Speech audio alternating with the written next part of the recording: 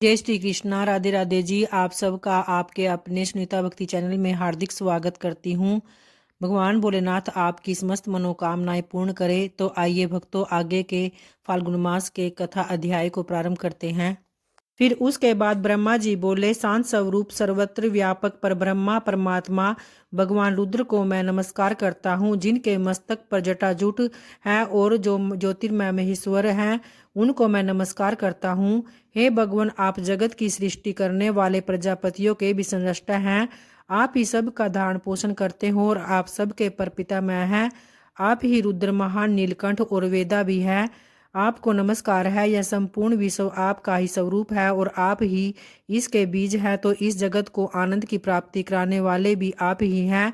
तो आपको ओंकार वष्टकार तथा संपूर्ण आयोजनों के प्रवर्तक भी माना जाता है। यज्ञ यजमान और यज्ञ प्रवर्तक भी आप ही हैं। हे प्रभु, हे देवेश्वर, यज्ञ प्रवर्तक होकर भी आपने इस यज्ञ का विनाश कैसे किया? हे महादेव, आप ब्राह्मणों के हितैषी हैं, तो भी आपके द्वारा दक्ष का वध कैसे हुआ? हे रुद्र, आप तो गौ और ब्राह्मणों के प्रतिपालक हैं। समस्त प्राणियों को शरण देने वाले भी आप ही हैं। तो रक्षा कीजिए, रक्षा कीजिए। तो फिर महादेव जी ने कहा, हे पिता, मैं सावधान होकर मेरी बात सुनिए। दक्ष अपने ही कर्म से मारा गया है, इसमें तनिक भी संदेह नहीं है। इसलिए किसी को भी कदापि ऐसा कर्म नहीं करना चाहिए जो दूसरों को क्लेश पहुंचाने वाला हो। हे ब्राह्मण, जो दूसरों को कष्ट देने वाला कर्म किया जाता है, वह एक दिन अपने ही ऊपर आ पड़ता है। तो यो कहकर भगवान शंकर उस समय ब्रह्मा आदि देवताओं के साथ कनखल तीर्थ में, जहाँ प्रजापति दक्ष का यज्ञ मंडप था, वहां पर गए और वहां जाकर उन्होंने वीरभद्र के द्वारा जो कुछ किया गया था सब देखा। श्वास वदा पूषा बुद्धिमानों में श्रेष्ठ भृगु, अनन्य ऋषि, समस्त पितर, यक्ष, गंधर्व और किन्नर जो भी वहां जिस अवस्था में पड़े थे, सबको भगवान शिव ने देखा। किसी के अंग भंग हो गए थे और किसी की दाढ़ी और मूछ नोच ली गई थी तथा कुछ लोग रणभूमि में मरे पड़े थे। भगवान शंकर को आया देखकर वीरभद्र ने समस्त गणों के साथ उनके चरणों में दंडवत प्रणाम किया और वे सामने हाथ जोड़कर खड़े हो गए। तो महाबली वीरभद्र को अपने आगे खड़ा देखकर महादेव जी ने हंसते हुए कहा, हे वीरवर, यह तुमने क्या किया? दक्ष को शीघ्र यहाँ ले आओ, जिसने ऐसा यज्ञ किया और उसका वैसा ही विलक्षण फल भी प्राप्त किया। शंकर जी के यो कहने पर वीरभद्र ने बड़ी उतावली के साथ दक्ष का दंड लाकर उनके सामने डाल दिया। तब शंकर जी ने कहा, हे वीर, इस दुरात्मा दक्ष का मस्तक कौन ले गया? यदि मिल जाए तो कुटिल होने पर भी इसे मैं जीवित कर दूंगा। तो यह सुनकर वीरभद्र फिर बोले, हे भगवान, मैंने उसी समय इसके मस्तक को अग्नि में होम कर दिया था। अब तो केवल पशु का सिर बचा है, किंतु उसका मुख बहुत विकृत हो गया है। ये सब बातें जानकर भगवान शिव ने पशु के भयंकर मुख को, जिसमें दाढ़ी भी लगी थी, दक्ष के दड़ से जोड़ दिया। तो इस प्रकार भगवान शंकर की कृपा से दक्ष को नया जीवन प्राप्त हुआ।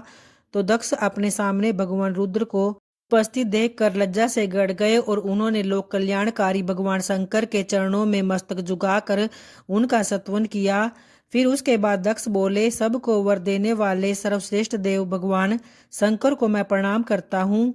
सनातन देवता शिव को मैं सदा नमस्कार करता हूँ। देवताओं के पालक और ईश्वर पापहारी हर को मैं प्रणाम करता हूँ।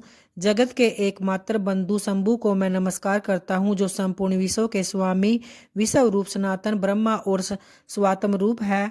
उन भगवान शिव को मैं शीश झुकाता हूँ। अपनी भक्ति से प्राप्त होने योग्य सर्वरूप भगवान शिव को मैं प्रणाम करता हूँ, जो वरदायक है, वर स्वरूप है और वर्ण करने योग्य है। उन भगवान शिव को मैं मस्तक नवाता हूँ। दक्ष के इस प्रकार स्तुति करने पर भगवान शंकर ने कहा, हे सुरश्रेष्ठ, 4 प्रकार के पुण्यात्मा जन मेरा सदा भजन करते हैं, जिनमें आर्त, जिज्ञासु, अर्थार्थी और ज्ञानी। इन सब में ज्ञानी श्रेष्ठ है, इसलिए समस्त ज्ञानी पुरुष मुझे विशेष रूप से प्रिय है। इसमें तनिक भी संशय नहीं है। जो ज्ञान के बिना ही मुझे पाने का यत्न करते हैं, वे अज्ञानी हैं। तुम केवल यज्ञादि कर्म के द्वारा संसार सागर के पार जाना चाहते हो, परंतु कर्म में आसक्त हुए मूढ़ पुरुष वेद, यज्ञ, दान और तपस्या से भी मुझे कभी प्राप्त नहीं कर सकते। अतएव तुम अंतकरण को एकाग्र करके ज्ञान निष्ठ होकर कर्म करो। सुख और दुख में समान भाव रखकर सदा प्रसन्न रहो। तदनंतर दक्ष को वहीं कनखल तीर्थ में रहने का आदेश देकर भगवान शिव अपने निवास स्थान कैलाश पर्वत पर चले गए। फिर ब्रह्मा जी ने भृगु आदि संपूर्ण महर्षियों को आश्वासन देकर तथा बोध प्रदान किया। वे सब ऋषि मुनि तत्क्षण ज्ञानी हो गए और इसके बाद पितामह ब्रह्मा जी अपने धाम को चले गए। इधर प्रजापति दक्ष को भगवान शंकर के उपदेश से उत्तम ज्ञान की प्राप्ति हो गई और वे शिव जी के ध्यान में तत्पर होकर तपस्या करने लगे। इसलिए सर्वथा प्रयत्न करके सबको भगवान शंकर की आराधना अवश्य करनी चाहिए। तो भक्तों, आज के फाल्गुन मास के कथा अध्याय का यहीं समापन होता है। तो बोलिए भगवान भोलेनाथ की जय, माता पार्वती की जय। और आइए अब तुलसी माता जी का ध्यान करते हुए तुलसी चालीसा पाठ को प्रारंभ करते हैं। नमो नमो तुलसी महारानी, महिमा अमित न जाए बखानी। दियो विष्णु तुमको शन माना, जग में छायो सुयश महाना।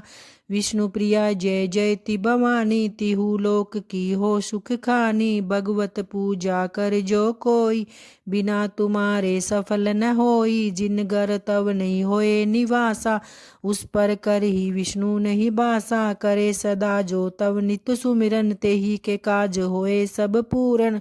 कार्तिक मास महात्म तुम्हारा, ताको जानत सब संसारा। तव पूजन जो करे कुंवारी, पावे सुंदर वर सुकुमारी। करे जो पूजन निरपति नारी, सुख संपत्ति से होए सुखारी। वृद्धा नारी करे जो पूजन, मिले भक्ति होवे पुलकित मन। श्रद्धा से पूजे जो कोई, भी भव निधि से तर जावे सोई। कथा भागवत यज्ञ करावे, तुम बिन नहीं सफलता पावे। छायो तब प्रताप जग बारी, ध्यावत तुम ही सकल चितधारी। तुम्ही मात यंत्रन तंत्रन में, सकल काज सिद्धि होवे क्षण में। औषधि रूप आप हो माता, सब जग में तव यश विख्याता। देव ऋषि मुनि ओ तपधारी, करत सदा तव जय जयकारी। वेद पुराण तव यश गाया, महिमा अगम पार नहीं पाया। नमो नमो जय जय सुख कारणी, नमो नमो जय दुख निवारणी।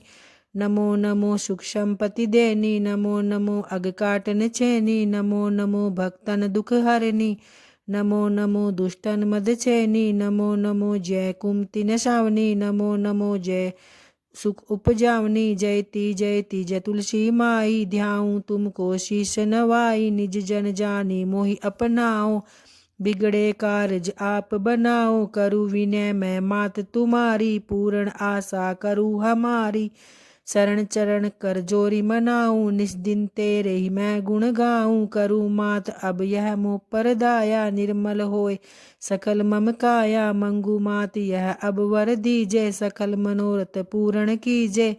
जनु नहीं कुछ नेम अचारा, क्षमु मात अपराध हमारा। बर मास करे जो कोई पूजा, तासम जग में और न दूजा। प्रथमी गंगा जल मंगवावे, फिर सुंदर स्नान करावे।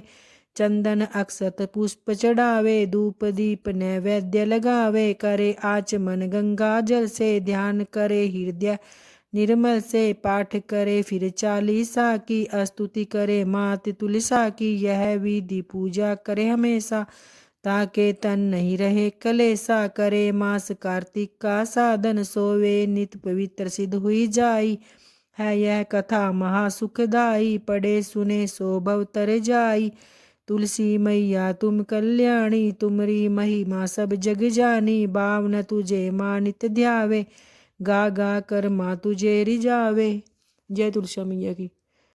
तो उम्मीद करती हूँ दोस्तों आपको ये वीडियो की कथाएं ज़रूर पसंद आती होंगी। अगर आती हैं तो वीडियो को लाइक, और जो चैनल पे पहली बार आते हैं चैनल को सब्सक्राइब ज़रूर करें, ताकि इस तरह की वीडियो की कथाएं मैं रोज़ आप लोगों के लिए लेकर आती रहूँ। धन्यवाद दोस्तों।